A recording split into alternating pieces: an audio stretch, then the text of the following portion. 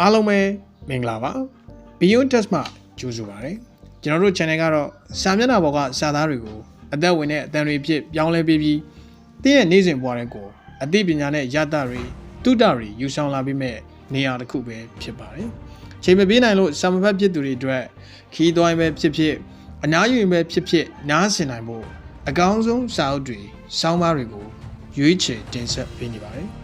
စာသားတွေရဲ့အလွန်ကစိတ်ကူးရင်ကြွားတဲ့ကိုBeyond Test နဲ့တူလှမ်းခဲ့ဖို့ဖိတ်ခေါ်ပါတယ်မိတ်ဆွေတို့အတွက်အခုတစ်ပတ်ဖတ်ပြပေးမယ်ဆောင်းပါးကတော့ဆရာကိုတာရဲ့ဉာဏ်များခြင်းဆိုတဲ့စာအုပ်ထဲကဉာ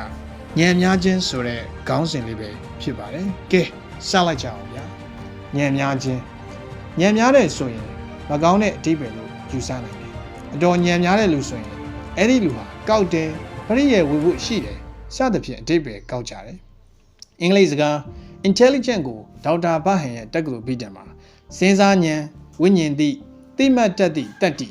ရက်တန်ဖွံ့ဖြိုးသည့်သဘောဉာဏ်ထက်မြက်သောဉာဏ်စသဖြင့်အနက်ပေးထားတယ်စေပညာဆရာကြီးကြောင့်ဖြစ်တဲ့ Howard Gardner ကတော့ intelligent ဆိုဒီမှာပြဿနာများကိုဖြေရှင်းနိုင်သောအရည်ချင်းသို့မဟုတ်ထုတ်ကုန်များဖန်တီးထုတ်လုပ်နိုင်သောစွမ်းပကားလို့အနက်ကောက်တယ်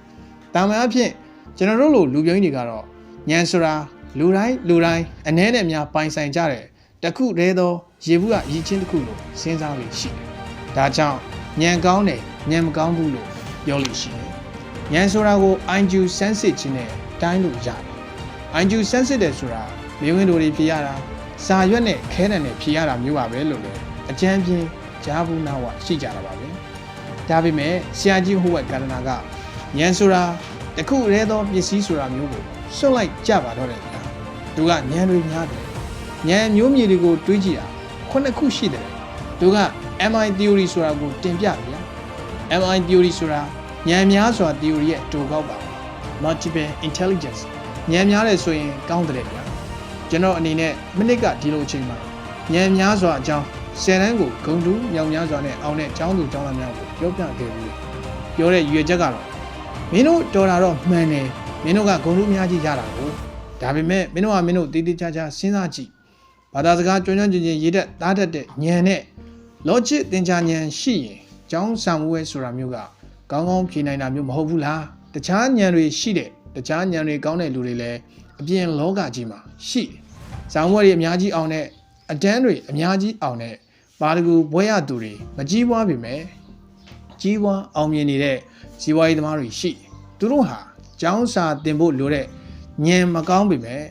logic သင်္ချာဉာဏ်ပဲဒီလူချင်းဆက်ဆံတဲ့ဉာဏ်ကောင်းတယ်ဆရာတာစာရေးတယ်ကွာဆရာတာလို့စာရေးဆရာမှာကိုပြန်ကြည့်တတ်တဲ့ဉာဏ်ရှိလို့ရေးနိုင်တာပါပဲ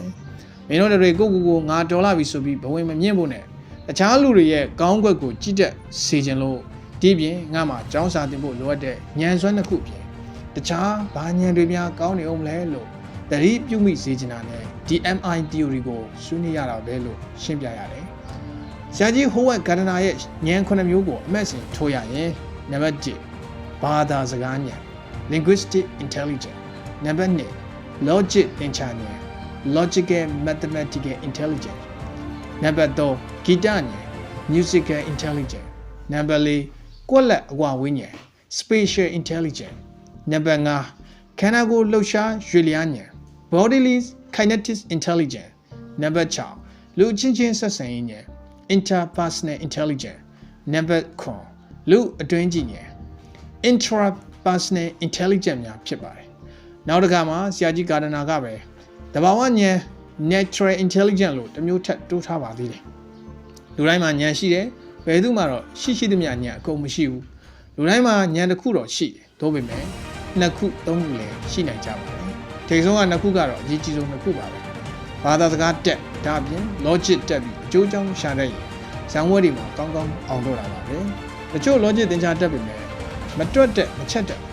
လူရဲ့ဉာဏ်တွေကတစ်ခုနဲ့တစ်ခုအဆက်ဆက်ရှိချင်မှရှိကောလက်အကွာဝိဉာဏ်ကတော့အကြီးဆရာရဲ့စွန့်ဦးတည်ခြင်းစီးပွားရေးတောင်းမှရှိတဲ့ဉာဏ်ဖြစ်ပါတယ်တခြားသူတွေမမြင်တဲ့ပုံမှန်သဏ္ဍာန်ကိုသူတို့ကဒီဉာဏ်ကြောင့်ကွန်ပျူတာ program ရေးသူတွေဟာတက္ကသိုလ်ဝင်ခွင့်ဆောင်းပွဲကိုဘယ်လိုမှမအောင်ဘူးမဲ့သူများမမြင်တဲ့အစင်ကွက်ပုံမှန်တွေကိုတော့မြင်တတ်တယ်ပေါ့အဆိုကြောများစုဟာတက္ကသိုလ်မရောက်ပါဘူးသူတို့မှရှိတဲ့ဂီတဉာဏ်မျိုးတက္ကသိုလ်ကပါမောက္ခမှာမရှိဘူးအချို့လူကဘာသာစကား9မျိုးလောက်တက်ဒါပေမဲ့ခြားဉာဏ်တွေဥပမာလောကျင့်ဉာဏ်မရှိတဲ့ကအဓ တိတ်တွေမရှိပါရှောက်ပြောခြင်းပြောနေတတ်တယ်လူချင်းချင်းဆက်ဆံရေးညံကတော့ဒီညံရှိမှတခြားလူတွေနဲ့အတူတကွဘမဟုတ်တခြားလူတွေကိုခိုင်းစီပြီးအလုပ်တွေပြအောင်လုပ်နိုင်တာဒီညံကလည်းတခြားညံတွေနဲ့အများအပြားအဆက်ဆက်မရှိဘူးလန်ဒန်စီးပွားရေးကျောင်းကိုမြည်သည့်စီးပွားရေးကျောင်းဆိုတင်ချာတော် logic ကောင်းအချက်လက်တည်သောအမတ်သိကောင်းတဲ့ကျောင်းသားတွေတက်ကြပါတယ်ကျောင်းသားတို့မှဆက်ဆံရေးညံမရှိဘူးတဲ့အင်းဒီလူတွေကတော့မန်နေဂျာငတုံးတွေပဲဖြစ်မှာရေတွက်တာနဲ့ရေးချတာတွေပြင်လူလောကမှာဘာမှဖြစ်မြောက်လုပ်နိုင်ဖို့မပေါ်တဲ့သူတွေလို့ဆရာတွေကစိုးရိမ်တဲ့ Grand Norman ကောက်ရပြီးဒေါ်လာတန်းချီရတော့ကျွန်တော်ဆရာကြီးဥပညောကကောက်တူရရင်တို့ဆရာဝန်တွေနေပေါင်းများစွာလောက်ရမယ့်ငွေကိုတချီတဲ့ရတာကွာလို့ကျွန်တော်ကိုပြောဘူးတယ်ကောက်ရိုက်တာတို့ထင်းနစ်ရိုက်တာတို့မှာလိုအပ်တဲ့ညံကတော့ခန္ဓာကိုယ်လှုပ်ရှားရွေလျားညံပေါ့ဆရာဝန်ကြီးတွေစာရေးဆရာကြီးတွေမှာခန္ဓာကိုယ်လှုပ်ရှားရွေလျားညံမရှိရှာကံကောင်းတဲ့လူတချို့မှာညံ3-4မျိုးတောင်ရှိတယ်ဘယ်သူမှဘာညံရှိတယ်လဲဆိုတာကတော့လောလောဆယ်မှာကိုယ့်အကိုသတိပြုခြင်းသို့မဟုတ်မိဘဆရာသမားများကသတိပြုခြင်းနဲ့ဒါရမယ်ထင်တယ်။ကျောင်းစာမွေးပွဲနီးနေကတော့ကျွန်တော်ပြောခဲ့တယ်လို့ဘာသာစကားညံနဲ့ logic သင်ကြားညံရှိမရှိကိုပဲသိနိုင်။တကယ်တော့ပညာသင်ကြားခြင်း educate ဆိုတဲ့စကားလုံးက Latin educ ဆိုတဲ့စကားလုံးနဲ့ဆက်ဆက်လူတစ်ယောက်မှရှိတဲ့ကွယ်ဝတ်နေတဲ့မိခဲပြပုံစွမ်းပကားကိုဖောက်ထုတ်ခြင်းအဓိပ္ပာယ်ရတယ်လို့ဆိုရဲ။ဆိုကရေတီကြီးကလည်းပညာရေးဆိုတာလက်တယ်လို့ဝေဖွာပေးရတာလူတယောက်ရဲ့မိခဲ့ပြပုံစိတ်ကူးစိတ်တန်းကိုအတိညာမှာတင်အောင်ပြုလုပ်ပေးတာမျိုးလို့ပြောခဲ့တယ်အင်တာနက်ခေတ်မှာလူတွေဟာတရင်နေနဲ့ပြိနေတော့ပညာသင်ကြားခြင်းဆိုတာဘာလဲဆိုတဲ့ဉာဏ်မျှော်ပြင်ကိုတင်တလာတွေဖုံးနေတယ်တရင်ယူတဲ့တရင်တွေ့တယ်တရင်အစီအစဉ်လုပ်တဲ့ကျွမ်းကျင်မှုနည်းပညာကိုပဲအာယုံစိုက်နေတယ်တရင်ချက်လက်မှာပဲအာယုံပြုလုံးလို့သိဖို့တင်လုပ်ဖို့တင်နေဖို့တင်ဖြစ်ဖို့တင်တာမျိုးနည်းနေသလားလို့စိုးရင်တယ်ဒီဆောင်းပါးရဲ့ရွေချက်ကတော့ကျောင်းကမချီးမြှောက်တော့လဲကျောင်းပြင်ပလူပေါ်မှာအသုံးကျတယ်အောင်မြင်တဲ့ဉာဏ်ရည်မျိုးစားများသားသမီးမြေလူကလေးများမှာရှိနေရင်ကျောင်းစာမှာမတော်လို့အမှန်တော့သူ့မှာပင်ကိုကအဲ့ဒီဉာဏ်မျိုးပါမလာခဲ့တော့ကျောင်းစာထူးထူးကိုတက်ချင်မှတက်နိုင်ပေးလိုက်တယ်စိတ်ပြက်အားငယ်ခြင်းမဖြစ်ဘဲသူ့မှာရှိတဲ့အခြားဉာဏ်ရည်သွေးကိုဒါထက်အောင်တွေးတယ်လန်တလန်လည်းရှိပါတယ်လို့ကိုဖက်ရတာလေးကိုပြောရရင်ပါပဲဒီလိုဉာဏ်မျိုးတွေကိုတိုင်းနဲ့ပြီးတယ်ဘယ်လိုရမလဲလို့စိတ်ပညာဆရာတွေသင်ကြားရေးဆရာတွေတွေးတောကြံစည်ကြပါတယ်။ယခုရှိတဲ့ဆန်းစစ်နီးမျိုးတွေနဲ့တော့အဲ့ဒီဉာဏ်တွေကိုတိုင်းနိုင်ပြပါ